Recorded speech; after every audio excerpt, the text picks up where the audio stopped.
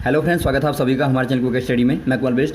इस वीडियो के माध्यम से दोस्तों आपके यहाँ पर कराऊंगा समांतर श्रेणी का दोस्तों पार्ट नंबर 3, 4, एपी का दोस्तों पार्ट नंबर 4। यहाँ पर देखिए, इससे पहले दोस्तों आपको 3 पार्ट हमने महत्वपूर्ण कराए जा चुके हैं, जिनमें दोस्तों आपने प्राथमिक रूप से जो भी आपके महत्वपूर्ण क्वेश्चन आते हैं एपी के आधार पर, और एपी किससे कहते हैं दोस्तों आपने पूरा डिटेल में पढ़ा। यदि दोस्तों आपने उन 3 पार्टों को ना देखा हो तो आप जरूर उनको देख लें दोस्तों, क्योंकि आपको बहुत अच्छी जानकारी वहाँ पर मिलेंगी और एग्जाम में दोस्तों आपके बार बार जो क्वेश्चन पूछे जाते हैं उनके आधार पर भी दोस्तों आपको सहूलियत मिलेगी।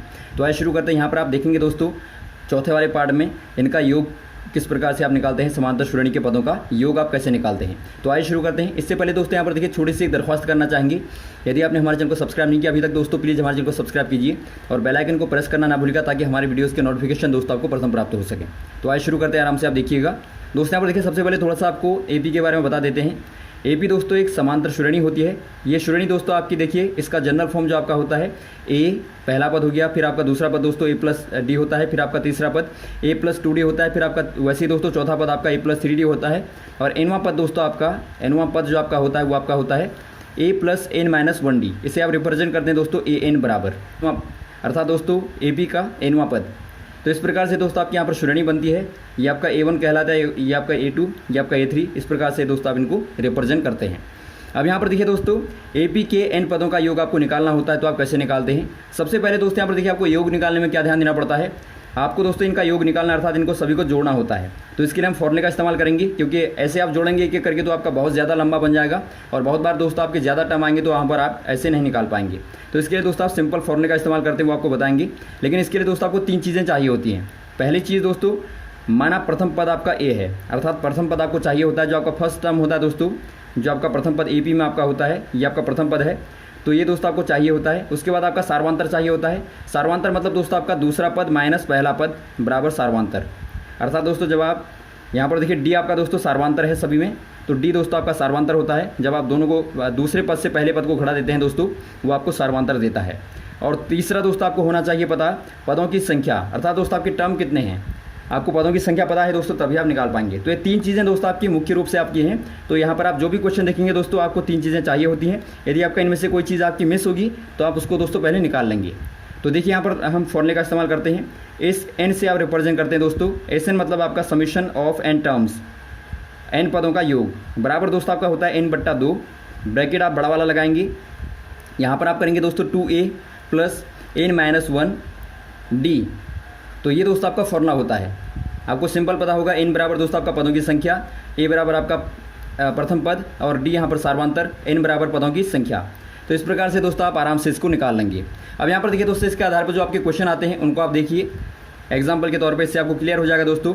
देखिए पहला क्वेश्चन यहाँ पर देखिए सिंपल टाइप का आपका समांतर श्रेणी का योग ज्ञात कीजिए। आपको समांतर श्रेणी का योग ज्ञात करना है 2, 7, 12 इस प्रकार के आपके दोस्तों 10 पदों तक। यहाँ पर आप ध्यान देंगे दोस्तों, आपको 10 पदों तक कहा गया है, ना कि 10 पद कहा, ना कि 10 आपका अंतिम पद है। तो यहाँ पर आपको 10 पदों का योग दोस्तों निकालना है, अर्थात आपको 2 + 7 + 12 + दोस्तों आपका कहाँ तक निकालना है, 10th टर्म तक निकालना है दोस्तों। तो आप क्या करेंगे, सबसे पहले वही आप काम करेंगे दोस्तों। ए बराबर आप निकाल लेंगे 2 है, और डी बराबर आप निकालेंगे दोस्तों 7 - 2 बराबर आपका 5 है, और वैसे ही आप n बराबर निकाल लेंगे, आपको 10 दिया है। तो सिंपल दोस्तों आप इस 10 बराबर करेंगे, 10 पदों का निकालना है, तो आपका 10/2 और अंदर आपका 2 × 2 धन 10 - 1 और बाहर से आपका 5। अब दोस्तों यहाँ पर देखिए सिंपल आपका क्या आता है 5, ब्रैकेट के अंदर आता है दोस्तों आपका 4 प्लस देखिए 10 - 1 आपका दोस्तों 9 हो गया, 9 × 5 करेंगे 45 हो गया। तो ये दोस्तों आपके यहाँ पर आता है 5 × 49 अर्थात दोस्तों 49। तो ये गुणा करने पर दोस्तों आपको मिलेगा 245। तो इतना दोस्तों आपका समीशन निकल के आ गया। अब दोस्तों यहाँ पर देखिए अगला क्वेश्चन देखिए, वैसे ही थोड़ा सा दूसरे टाइप का आपका क्वेश्चन जो आपका आता है। एक एपी में दोस्तों आपको a 12 दिया है, अर्थात दोस्तों आपको 12वां पद दिया है 37, और डी आपको दिया है सार्वांतर 3। तो आपको दोस्तों S12 निकालना है।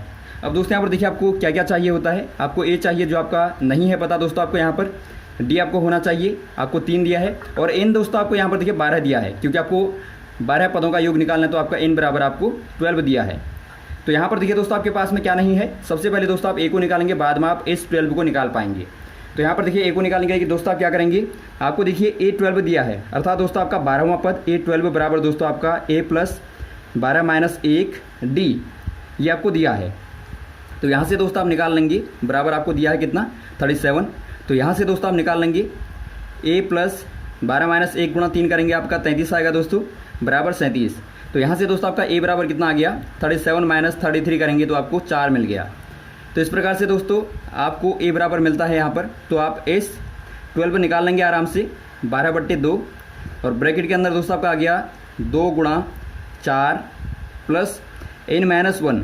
n कितना है आपका 12 है -1 और गुणा दोस्तों आपका d बराबर 3 है।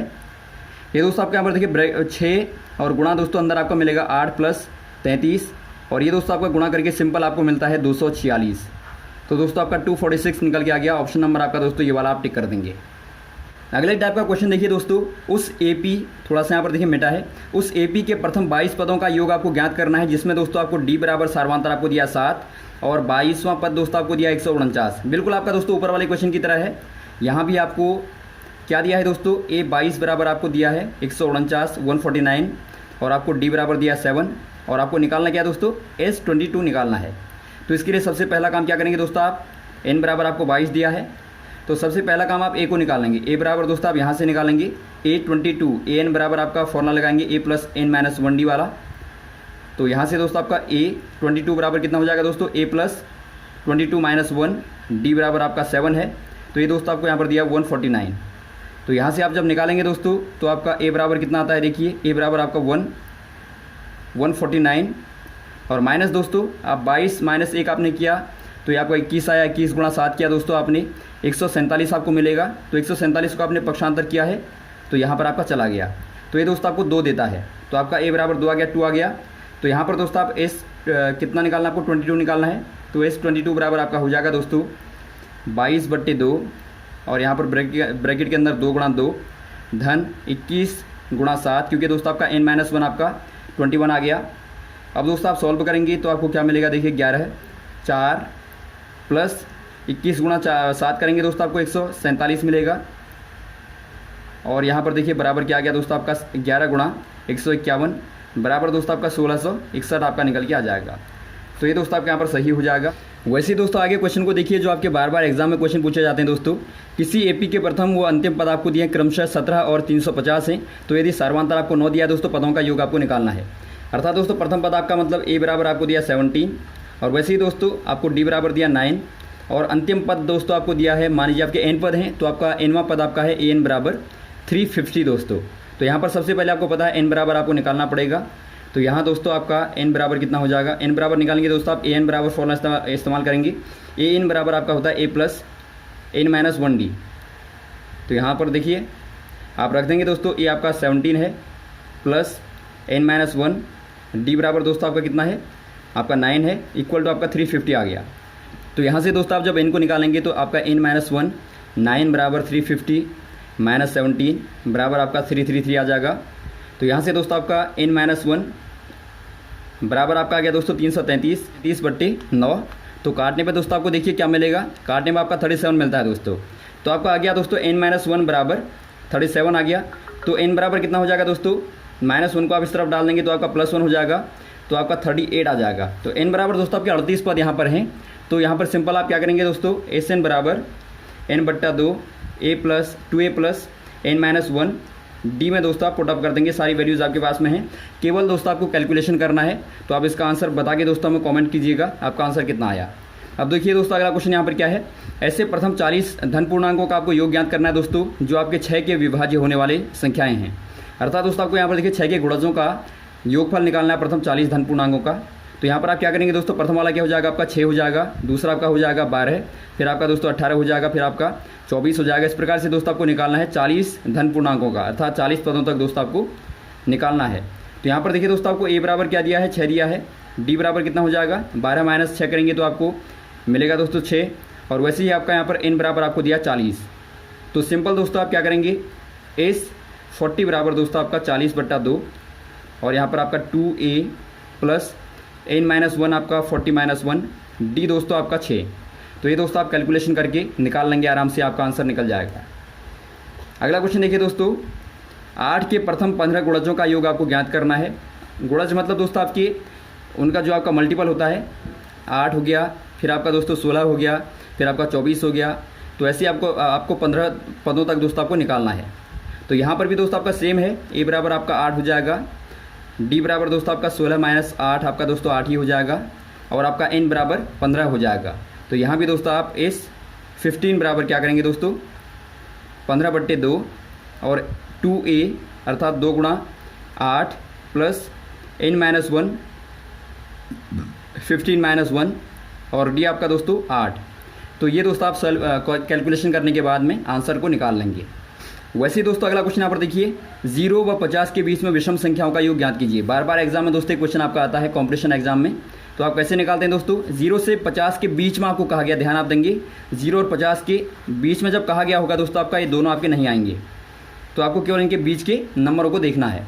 तो वो आपके दोस्तों विषम है, कंडीशन आपकी दी है कि आपके ऑड नंबर हैं। तो ऑड मतलब आपको पता होगा दोस्तों जिनमें 2 का भाग नहीं जाता उनको आप दोस्तों बोलते हैं विषम संख्याएं। तो पहली विषम संख्या आपकी हो जाएगी 1, 0 के बाद में देखिए पहली 1, फिर आपकी 3 होगी, फिर आपकी 5 होगी दोस्तों। इस प्रकार से आप 2 को बढ़ाते रहेंगे तो आपको मिलती रहेंगी। तो इस प्रकार से दोस्तों आपका 49 तक आपको निकालनी है। तो यहाँ पर देखिए आपको दोस्तों क्लियर है a बराबर आपका 1 है और आपका d बराबर कितना है 3 - 1 करेंगे तो आपका 2 है और n बराबर दोस्तों आपका कितना है, कितने पद हैं दोस्तों आपके, और n बराबर दोस्तों आपको निकालना पड़ेगा देखिए, क्योंकि आपको पता नहीं कि आपके कितने पद हैं। तो यहाँ पर आप निकालेंगे दोस्तों a n बराबर आपके पास में 49 बराबर, इससे आप इस्तेमाल करेंगे दोस्तों a + n-1 d वाले फॉर्मूले से। तो यहाँ पर आपका आ जाएगा दोस्तों 49 इक्वल टू a बराबर आपका 1 + n-1 d बराबर आपका दोस्तों। तो यहाँ पर देखिए दोस्तों आपका क्या हो जाएगा n-1 बराबर आपका 50/2। तो n बराबर दोस्तों आपका कितना हो जाएगा 25 + 1 अर्थात दोस्तों 26 आपके पद आ जाएंगे। तो आप दोस्तों वही फॉर्मूला इस्तेमाल करेंगे, SN का फॉर्मूला इस्तेमाल करेंगे। वहाँ पर आप दोस्तों a, d और n को पुट कर देंगे तो आपको आंसर मिल जाएगा। तो ये रहे दोस्तों आपके महत्वपूर्ण क्वेश्चन जो आपने यहाँ पर देखिए। उम्मीद आपको अच्छे लगे होंगे और भी दोस्तों इस प्रकार के क्वेश्चन को आपको लगातार बताते रहेंगे दोस्तों, हमारे साथ भी बने रहेगा। और कोई कंफ्यूजन रहा हो दोस्तों आप कमेंट बॉक्स में कमेंट कर सकते हैं, इसका जवाब हम आपको दे देंगे। ओके, थैंक्स फॉर वॉचिंग दोस्तों। अब हम मिलेंगे आपको अगले वीडियोज़ में नए क्वेश्चन के साथ में। ओके, थैंक्स, जय हिंद, जय भारत।